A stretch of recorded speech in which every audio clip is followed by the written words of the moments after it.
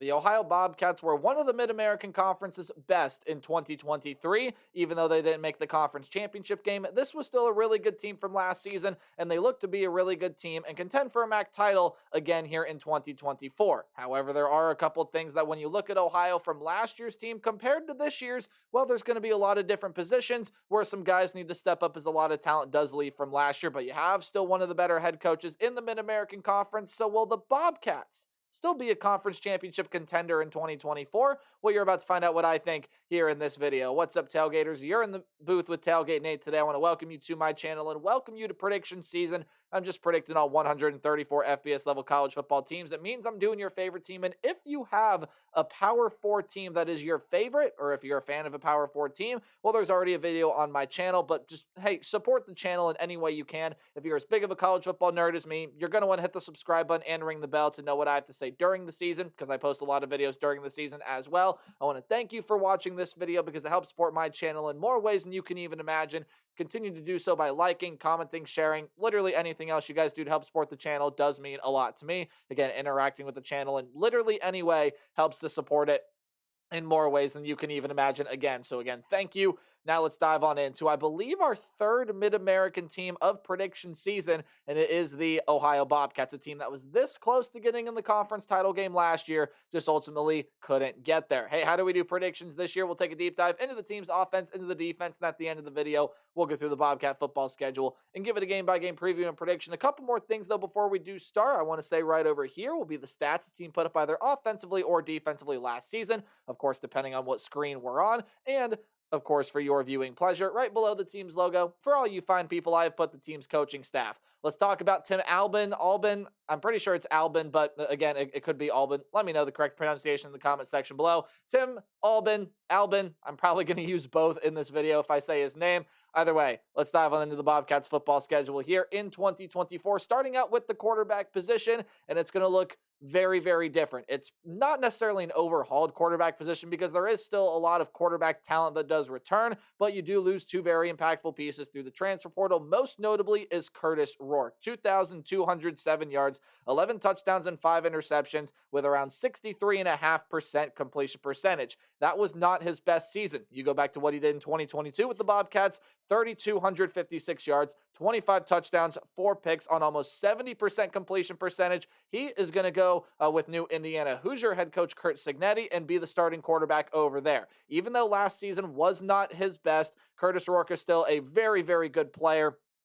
Third leading rusher on this team last year, 219 yards and 4 touchdowns. So he'll be losing kind of a dual threat ability guy when Curtis Rourke leaves. And the guy that probably was going to end up being that starter into this year, and CJ Harris, also decided, hey, I'm going to enter the portal as well. And he is off to Cal. CJ Harris, last season, 248 yards, 2 touchdowns, and 3 picks on around 51% completion percentage. Obviously wasn't the primary starter, but still a notable loss in this quarterback room. So your starter this season, while Callum Withers and Jacob Winters look like backups this year, Parker Navarro is the guy that I believe will start for the Bobcats in 2024. 185 yards on 26 passes thrown, completed 18 of them. That's right around 70% completion percentage for all you math nerds. 3 touchdowns and 1 interception for Navarro last season. And despite only having very limited playing time here, was the team's 4th leading rusher. 178 yards, didn't break the end zone, but had 7.1 yards per carry and 25 tries. Again, that being the 178 yards. I think Parker Navarro, is he going to be Curtis Rourke? Probably not. Curtis Rourke, I think, is a pretty special player, obviously, so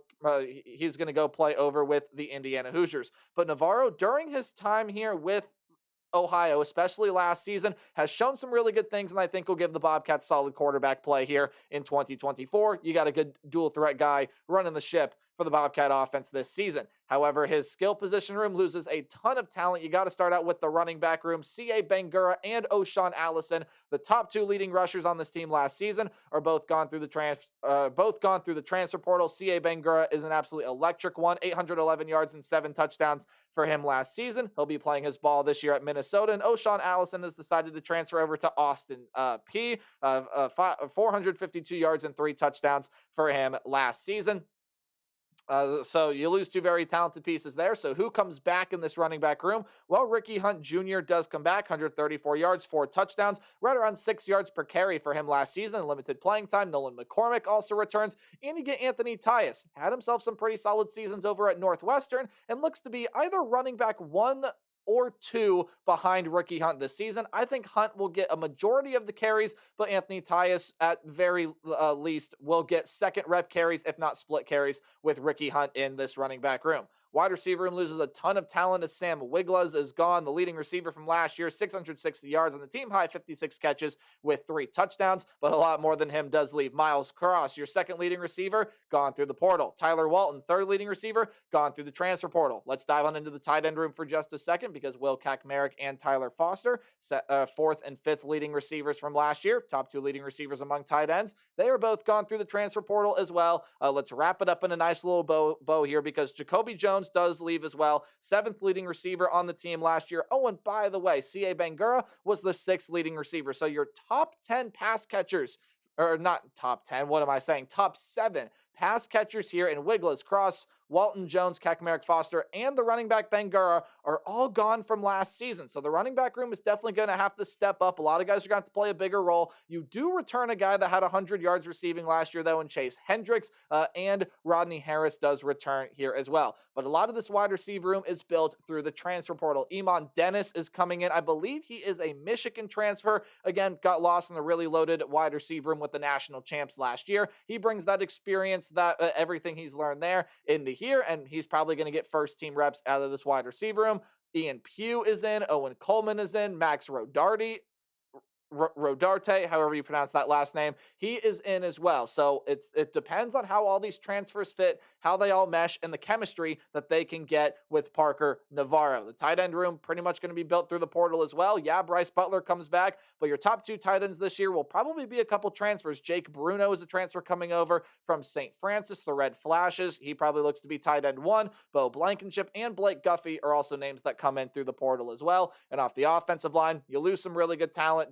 Ambergi is gone due to graduation, while Kurt Daniker and Shedrick Rhodes, who had some starting roles at times last season, in fact, if not started for the entire season last year, are both gone through the transfer portal. So in the offensive line room this season, Parker Titsworth, Christopher Atkinson, Jacob Dennison, Joseph Habanowski, apologies if I said that last name wrong, and Caden Rogers all come back to this team. That very well could be your starting offensive five right there, but you do have Tagana Sis, and hopefully I'm saying that last name right there as well. He comes in through the transfer portal, and he definitely could see starting minutes there, but I think a combination of those six guys will be your starting offensive line. Again, last season, run game was really fairly solid, averaged around 4 yards per carry. This is an offensive line that only allowed 16 sacks last year. Get it back to where it was last year. Let's see what Parker Navarro provides at the quarterback position. Let's see how all these transfers mesh, especially in that wide receiver room. How do they fill the gaps of the pieces that were left behind last year? What does Parker Navarro provide this team from the quarterback position? What role does Anthony Tyus play in that running back room? Is he a lead guy? Is he the second guy? If he's not the lead guy, there are just so many questions with this offense because they lost so much talent from last season. This is an offense that, look, overall wasn't super explosive, wasn't great, but they were efficient and they were good when they had to be last season. We'll see if that continues here in 2024, but the star of the show for the Bobcats last season was this defense, and it probably will be so again here in 2024, you would think, just because of the way that Tim Albin likes to coach his football teams, and you got John Hauser as a defensive coordinator, probably one of the better ones in the American Conference. Again, a team that allowed under 16 points per game, under 275 yards per game, pretty good third down defense. They were really, really good. And much like their offense, man, they lose a lot of talent off of this defense. We'll try to run through it here as quickly as possible, starting out with the defensive line, because, oh man, we have a lot of names to go through. But I have to start with the guy who is off here to the NFL, and that is a guy by the name of Rodney Matthews. Listen to this stat line. It won't impress you that much, honestly. 20 tackles, half a sack, one pass defended, one pick. That's okay. As far as a stat line goes, it's not going to jump out at you, but if you watch him play, he's an electric player that you'll see now playing on Sundays. A lot of guys gone through the portal as Rayan Buell, Tristan Cox, and Dante Hunter have all entered their names into the transfer portal. Cox and Hunter more depth pieces, but Buell had a pretty solid role here, 30 tackles, had 4.5 sacks last year, so really some very good pieces, and you lose a lot more through the transfer portal. Vonnie Watkins, Shane Bonner, and Kwame Sutton have all run out of eligibility and have graduated. Watkins had 5 sacks with 33 tackles last season. Bonner had 4.5 sacks, 29 tackles. So you're losing a lot of sack production, both through the portal and through graduation on the defensive line. But your sack leader in 2024 was a guy by the name of Bradley Weaver. And after much deliberation, he has decided to return to Athens here for yet another season with the Bobcats. 6 sacks last year and was the leading tackler among defensive linemen with 34. And you get Braylon Henderson back as well, who had 22 tackles, 1 sack as a defensive tackle. But again, much like the wide receiver room on the offensive side, the defensive line is much built through the transfer portal. CJ Doggett, Marcel Walker-Burgess, Cam Rice, Nathan Hale, Ben McNabeau, and hopefully I'm saying that last name right as well, all come in through the portal, and all will see significant playing time for the Bobcats defensive front in 2024. Linebacker room, you lose a couple really good ones. Bryce Houston and Kie Thompson, your top 2 tacklers from last year. Houston, of course, gone to the NFL. Very talented player who broke triple digits with 128 tackles, 2.5 sacks, and led the team with 3 interceptions as a linebacker. And Kie Thompson, just shy of 194 tackles, a sack and a half, 2 pass defended, 1 pick last season. You do have some good returning talent in this linebacker room. Overall, though, you have to go a little ways down on the tackling leaderboard to find it. But Shea Taylor, 20 tackles, 1 sack. Not bad production. He returns. Caden Schmitz and Casey Seegers are guys that I think are going to fit into that jack position here. So you could put them as edge rushers, linebackers. I put them in linebackers here to sort of give them some depth. And then from the portal, Blake Leak and Reese Collier enter through the transfer portal. You take a look at your defensive back room. You'll lose some pretty good talent here as well. Cornerbacks, let's talk about them first as we usually do. Torrey Cox Jr. Is off, gone through the transfer portal. 36 tackles, sack and a half, pass defended pick for him last season. Justin Burchett is also gone. He's run out of eligibility and graduated. 29 tackles and led the team with 8 passes defended last season. That's not all the talent that's graduated out of the defensive back room, though. Walter Reynolds, yeah, he's going to be gone here. 3rd leading tackler, 67 tackles, had 2 picks last season. And Ben Johnson is going to be gone here off of this defense as well. 17 tackles for him. Pretty solid production when he did play. That's a ton of production leaving this defense overall. We'll talk about what they return in this defensive back room. Roman Parody is going to be coming back here to this defense in the cornerback room, as well as Tank Pearson and Kendall Bannister. And you get Jacob Prochet, who is a transfer coming in here to this cornerback room. He's pretty notable to me, coming over from Coastal Carolina, where he had a pretty good season last year, and I think he'll play some big minutes for the Bobcat secondary this season. Austin Brawley, a top 5 tackler from last year, number 4 on the leaderboard, does come back, as well as Adonis Williams, 5th leading tackler last season. Jeremiah Wood and Makai Ryder all come back. So honestly, some really good returning talent in the safety room, while Dustin Johnson is in through the portal. And kickers are people too, so we got to show them some love. Jared Wheatley is graduated, but you do get a punter in Jack Wilson, who did have some punting duties last season, saw some good playing time coming back. Gianni Septic and Alex Casey will be back here as place kickers for the Bobcats in 2024. So overall, when you take a look at this defense, it is hard, in my opinion, to not see it taking a step back, just because I think they lost a really good talent that is going to be really hard to replace, especially in that linebacker room when you lose 2 guys as talented as Houston and Thompson. And I mean, you take a look around the Mid-American Conference, a lot of really good linebackers come back. I don't think this is a bad linebacker room, but again, it's much like the offense. Let's see how the transfer portal pieces fit. I think Prochet is going to fit into this cornerback room well, but how does everything on the defensive line mesh? What does the linebacker production look like now that Houston and Thompson are gone? What does X, Y, and Z have to offer on this defense? I still think it's going to be a really good defense because they're coached really, really well defensively, but I think it's hard not to see it taking a step back overall here in 2024. So now we take a look at the Bobcats schedule. Any game at home is going to be underlined, while any game on the road is in italics or that slanted text. Any game you see in green is a game that I think the Bobcats are going to win easily, while any game in yellow is going to be a close competitive game, but a game that I honestly see the Bobcats being able to win. But any game in red is a loss. And I think you got a couple of them here in non-conference play. You play 2 Power 5 programs, and they're 2 Power 5 programs that honestly I like quite a bit here in 2024. Syracuse is one of them. There's a lot of mixed opinions on Syracuse this year. First year head coach in Fran Brown. Yeah, an Ohio State transfer, Kyle McCord, coming in at quarterback. Lots of good offensive weapons are returning to this team. They always find a way to have some good defensive backs. You got to go on the road to play in the Carrier Dome. And honestly, with all the pieces fitting together, I think Kyle McCord gives this team solid quarterback play. The Syracuse defense should be pretty good, especially the defensive backs. They always seem to find good talent there in Syracuse, plus they're coached by a former defensive back coach now as your head coach, obviously in Fran Brown, coming over from Georgia. I think Syracuse is going to be able to beat the Bobcats in week one. This game right here, though, the week two game against South Alabama, I think is where things get really interesting for this Bobcat team, because if they win that one, they can build some momentum in non-conference play and do some pretty good things there in conference play, even though you do have a couple non-conference games left. But if you lose that one, the bad momentum can probably carry over, and you're looking at a season that I think could start to go waywire really, really fast, because if you don't win this one, maybe some of the transfer pieces don't fit. And I know it's still early in the season, but I think this is the game the Bobcats got to win, and I do think they win it. Now, South Alabama, even though they lose Carter Bradley, some other really good talent, they still have a pretty loaded wide receiver room, all things considered. They have some really nice talent, but I think this Bobcat secondary is going to be ready for them. That's kind of the one area on this defense that didn't lose a whole ton of talent. Defensive line and linebackers have a lot of holes to fill.